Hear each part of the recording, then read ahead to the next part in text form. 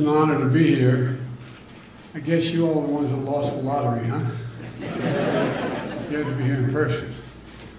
Well, I'd like to thank Director Haynes and Director of National Counterterrorism, Christy Abizaid, for showing me around the watch floor. Folks, the main reason I came, and I mean this sincerely, is to say thank you. Thank you, thank you, thank you, thank you. The American people, almost by definition, are not able to know what you do. And you devote so much of your time, your effort, and many of you, in the risking your lives in the intelligence community, to do things to make sure that your families and people back here are safe, make a difference. And you'd be amazed as I travel the world as Chairman of the Foreign Relations Committee or a member of the Intelligence Committee for all those years, or as Vice President of the United States dealing with national security issues, or as President of the United States. How many of now my foreign counterparts thank you for what you do? I'd like to introduce you, by the way, to my National Security Advisor, Jake Sullivan. Jake, would you stand up?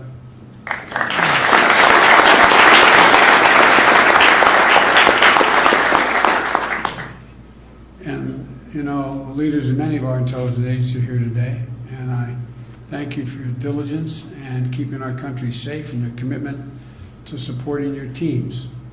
Because if there's anything a team sport, it's what y'all are doing. If there's going to be anything that's going to be accomplished. Because the people I most want to honor and thank today are the intelligence professionals whose names the public is never ever going to know, never have any notion of what you've done for us. The analysts, the linguists, the collectors and field officers, scientists, support staff, so many others who are real experts whose careers started much longer before my administration, and whose service to our nation is going to extend well beyond my presidency. You know, you're the eyes and ears around the world in the front lines of our national defense, and in many cases, for the world through us. And you serve the American people no matter which political party holds power in Congress or the White House. It's so vital that you are and should be totally free of any political pressure or partisan interference. It's basic. And I want to be absolutely clear that my administration is getting us back to the basics, I promise you. You will never see a time while I'm President of the United States or my administration in any way tries to affect or alter your judgments about what you think the situation we face is. I'll never politicize the work you do. You have my word on that. It's too important for our country. Getting back to basic also make sure the IC scrupulously acts within the legal constraints and abides by our strong traditions of internal and congressional oversight, including respect for whistleblower protections. And it also means understanding that much of the work you must do is in secret, but necessary and for the sake of safety. But we should strive to be as open as possible with the American people about the nature of the threats we face and just how serious they are and they aren't. Every one of you joined up because you believe in being part of something that's bigger than yourself, especially you guys and women in uniform, bigger than yourself. You're patriots. It's a word that we use lightly, but I mean it. It's not, I don't use it lightly. I really don't. My son who spent a year in Iraq and died was a patriot. He wasn't just somebody else. You all are patriots. You risk your lives and your sacred honor for all that we need to have done for us. And you believe in the American idea. And living up to that idea is embracing democratic values that are our greatest strength at the end of the day. Leading not just by the example of our power, but by the power of your example. The power of your example. In addition to thanking you for your bravery, integrity, and your sacrifices, I want to make it clear to everyone here today, and to the members of the intelligence community working around the globe, that you have my full confidence. It doesn't mean I don't question what you send me. That doesn't mean it's not that I'm not a new guy on the block in terms of these issues. But one of the reasons I question is to push you to the limits of discernment just how certain you are about what you do. And lots of times, the only honest answer, we're not certain. We're not certain, but this is what our best judgment is. I really do know how hard the work you do is. I've been doing this for a long, long time before I became president. I know there's no such thing as 100% certainty in the intelligence world. Occasionally that happens. Rarely, rarely, rarely. But I also know that your work is invaluable to our ability to make informed, strategic national security decisions. And I just had an interesting meeting, as you all know, with my very close friend Vladimir Putin. I can tell. One thing, I've been dealing with world leaders a long, long time. And just like all of you women and men, you can sort of sense somebody else after a while. He knows that you're better than his team. And it bothers the hell out of him. Not a joke. Not a joke.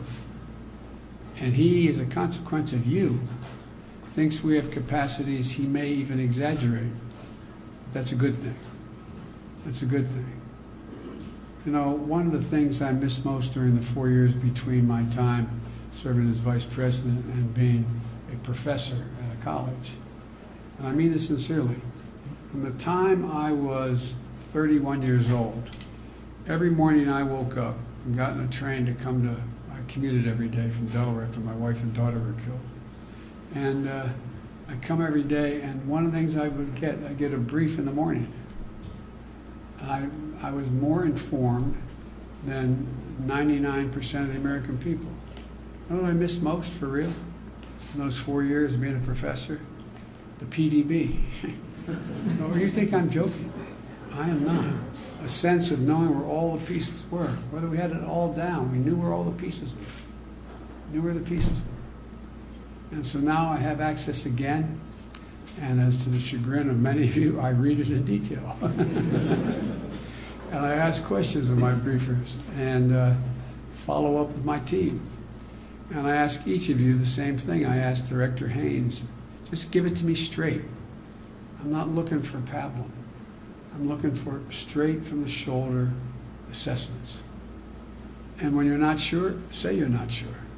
But give me your best judgment of what you think is your best judgment is better than almost anybody else's judgment in the whole world. Even if the news is hard, even if the news is bad. I can't make the decisions I need to make if I'm not getting the best unvarnished, unbiased judgments you can give me. I'm not looking to hear nice things. I'm looking to hear what you think to be the truth. I greatly appreciate just how much work goes into the analysis that the IC produces and the tactical intelligence supporting your warfighters and the superb effort to ensure our IT, our human capital, and the facilities are the best in the world. Because again, without knowing what you without you telling me, I don't know enough to know what to ask for from the Congress, how much money we need, what we need to focus on. It's a massive coordinated global effort to pull together reliable intelligence in a timely way. And all of you, no matter which agency you work for, are part of one team with one shared mission, keeping America strong and secure in the world, or simply making sure your families are safe. It gets down to basic things, just really basic things. You know, for most of the last 20 years, much of the work has been focused on counterterrorism, making sure the United States doesn't experience another horror like occurred on September the 11th. And that work has to continue and evolve to address the changing shape of terrorism as we find it today. And it's no great insight on my part, it's going to change significantly more. It's going to change significantly more. I always get kidded by my colleagues when I served in the Senate for 36 years for quoting Irish poets. They think I quoted Irish poets because I'm Irish. That's not the reason. I quote them. They're simply the best poets in the world.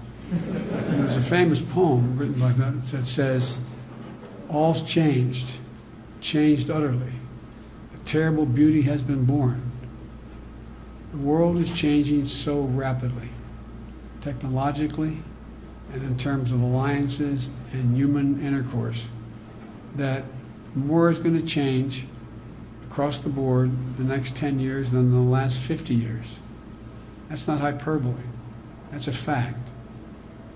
If I talked to you 15 years ago about hypersonic flight, you'd look at me like I was crazy. so much is going to change. And that's going to put an enormous burden on you to stay ahead of the curve. It's really going to get tougher. But we have the best folks in the world. And one of the things that I think, and I don't want to get off too far afield here, but one of the things that's really important is our greatest strength, in fact, is our diversity, bringing completely different perspectives to it. And I really mean that. That's not hyperbole. I'm not trying to be kumbaya, everybody get along. It's just a fact. It's a fact. And so threats that are more geographically dispersed than they were 20 years ago are going to continue to require our vigilance. We have to continue our efforts to better understand some of the hardest and most important intelligence targets we face as a nation. But we also need to make sure we're positioning ourselves to stay ahead of the security challenges that will stretch the IC in new ways that never been stretched before. We've seen how cyber threats, including ransomware attacks, increasingly are able to cause damage and disruption in the real world. I can't guarantee this, and you're as informed as I am, but I think it's more likely we're going to end up, if we end up in a war, a real shooting war with a major power, it's going to be as a consequence of a cyber breach of great consequence. And it's increasing exponentially, the capabilities. When I was with Mr. Putin, who has a real problem, he's sitting on top of an economy that has nuclear weapons and oil wells and nothing else. Nothing else. Their economy is the 8th smallest in the world now, largest in the world. He knows he's in real trouble, which makes him even more dangerous in my view. Take a look at China. I spent more time with Xi Jinping as a world leader than anyone else has. I spent 25 hours alone with him when I was vice president because it was important that, according to President Obama, that someone knew who the new guy coming on board was, and it couldn't be the president. Traveled 17,000 miles with him. I've sat with him, with me, and just an interpreter. Each of us have a simultaneous interpreter. He is deadly earnest about becoming the most powerful military force in the world, as well as the largest and most prominent economy in the world by the mid-40s, 2040s. It's real. I don't know, we probably have some people aren't totally cleared, I don't know, but you saw just what we found out about hypersonic. Anyway, as they say in Southern Dole, this boy's got a plan. And, we better figure out how we're going to keep pace without exacerbating and moving us in a position where we increase the hostilities unnecessarily. I think we also need to take on the rampant disinformation that is making it harder and harder for people to assess the facts, be able to make decisions. In today's PDB, you all prepared for me. Look what Russia is doing already about the 2022 elections and misinformation. It's a pure violation of our sovereignty. Now you see what's happening. More people get their information from the internet than they do from any other outlet. What's all the disinformation that's having real consequences in terms of people's access? And so there's so much that you all, particularly those of you who are new and coming along, are going to have to keep up with and ahead of in ways that are not even happening now, as good as everything is. As we compete for the future of the 21st century, with China and other nations, we have to stay on top of the cutting edge developments of science and technology. If you'd hold for a second here, I want to point out something. We used to be, when I first got here as a U.S. Senator, actually 3.5 decades ago, we invested more money in R&D as a percent of our GDP than any nation in the world. We're now number 8. China was number 9. They're now number 2. It matters. It matters. Look where we are in things that, intelligence communities and others don't even think very often about how educated the public is. We're coming around right now. This doesn't relate to the intelligence community per se, but it does. Think about it.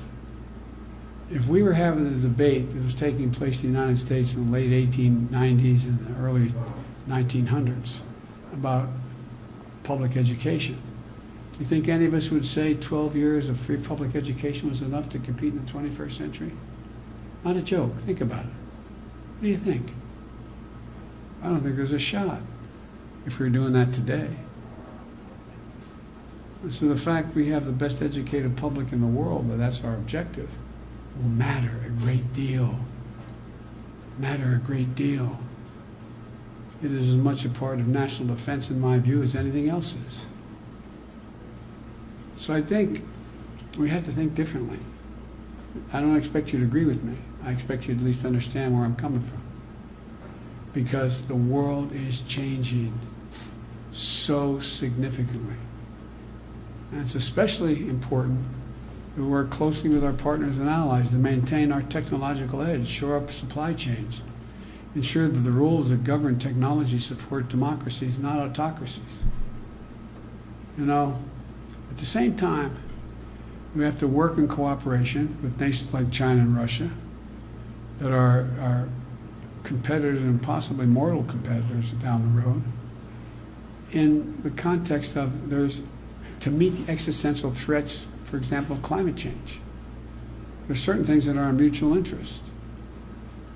But we can't be lulled into thinking that that's enough and that we don't have to really keep a watchful eye on what the ultimate objective of the other team is. But there are things where we should be cooperating. This shared danger impacts all nations. Climate challenge is already accelerating instability in our own country and around the world.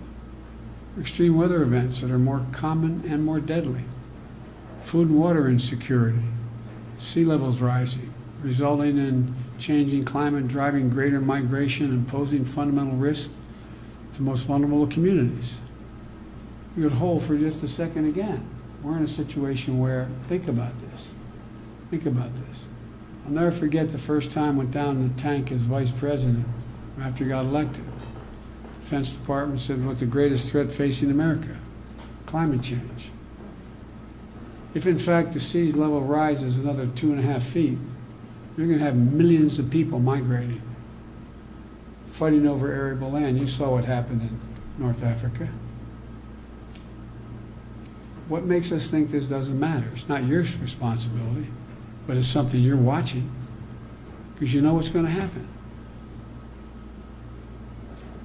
People who were Muslim and the only difference was black and or Arab, killing each other by the thousands for a piece of arable land in North Central Africa. What happens? What happens in Indonesia if the projections are correct? That in the next 10 years they may have to move their capital because there can be no water. It matters. It's a strategic question as well as an environmental question. The dramatically warming Arctic is opening up competition for resources that once were hard to access.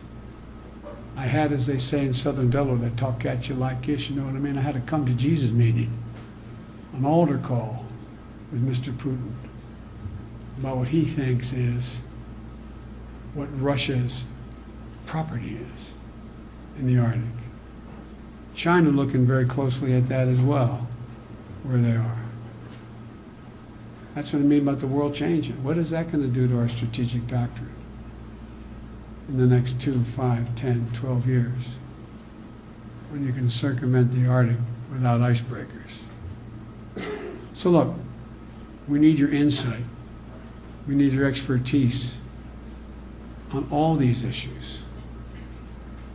The one thing you all have in common is you all have high IQs.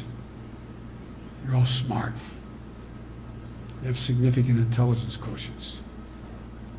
And you're put into use to help the elected leaders of this country decide what the best route to go is. So just as you've always been essential as we've sought to counter traditional threats, the intelligence community is going to be critical to America's strength as we take on these new challenges and hybrid threats. Finally, I've laid out a broad agenda that's just a fraction of it.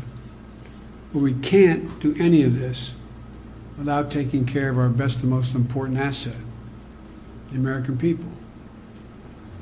I know the intelligence community is already one of the best places to work in the federal government. I asked my staff when I found out you came in second just after NASA. I said, don't tell me what the White House is ranked. It will hurt my feelings. And they assured me, no, you didn't rank it. That was a good thing. We don't rank the Oval Office. But all kidding aside, it's about the camaraderie you have. And most of all, it's about being able to trust one another. To trust one another. My highest priority as president is the safety and security of all Americans. And that includes those who serve in our intelligence community. You take on unique risks in these jobs. And we're taking the cases of anomalous health incidences that are affecting intelligence officers, government officials, and their families very seriously, for example.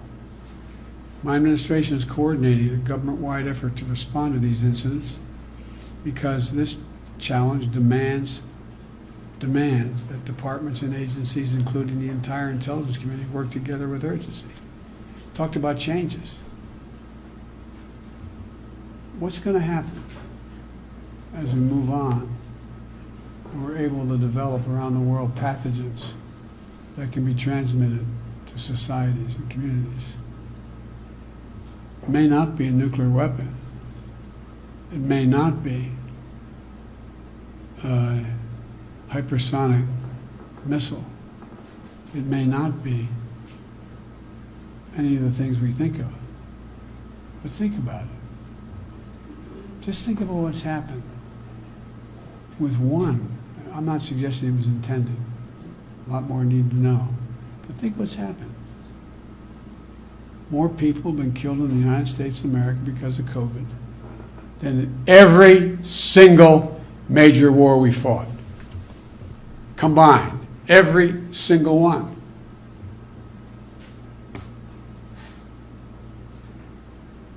What's next? What is intended? There's a lot of research going on. You're going to find you're going to have to increase your ranks with people with significant scientific capacity relative to pathogens. So my point is, your value is going to increase and increase and increase and increase in terms of security. You know, from the CIA to all the agencies, there's a lot going to happen.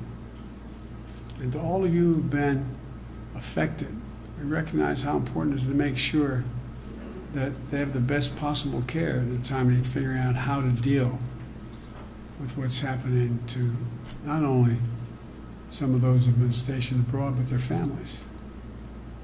Look, this is a priority for our entire leadership team. So let me just close by saying how much I value the work you do. That's why I wanted to come here today. So much of the work you do is in secret. That means many, many times you don't get credit, the credit you deserve, and the things you prevented from happening, the catastrophes you've enabled us to avoid, the judgments you provided us to make our people safer. And America probably never going to learn about the life you've saved or the disasters that never come to pass because of your diligent professional intelligence work. But I want you to know, I know. For the time being, at least as long as I'm around, I know. And on behalf of the American people, thank you all for what you do every single day. And we're grateful. We're grateful that you're there for us. We're safer because of your dedication. your honesty, your integrity, and your significant intellectual capacity to act in our interest. We're stronger because of your insight. We're a more noble nation because of your insight. And American lives have been saved repeatedly because of your insight. I know it may sound like hyperbole, but from the bottom of my heart, I thank you. I thank you for all you do and continue to do. And may God bless you all, and may God protect our troops and all those patriots serving in harm's way, because a lot's still there. Thank you, thank you, thank you.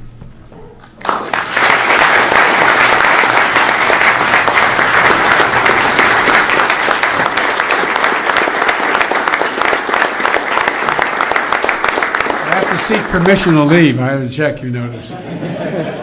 Thank you again. President Biden,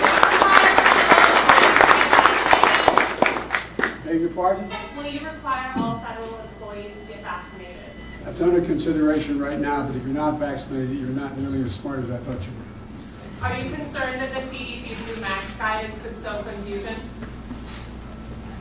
We have a pandemic because of the unvaccinated, and they're sowing enormous confusion. And the more we learn about this virus and the Delta variation, the more we have to be worried and concerned. And then only one thing we know for sure: if those other 100 million people got vaccinated, we'd be in a very different world. So get vaccinated. If you haven't, you're not nearly as smart as I said you were. Thanks.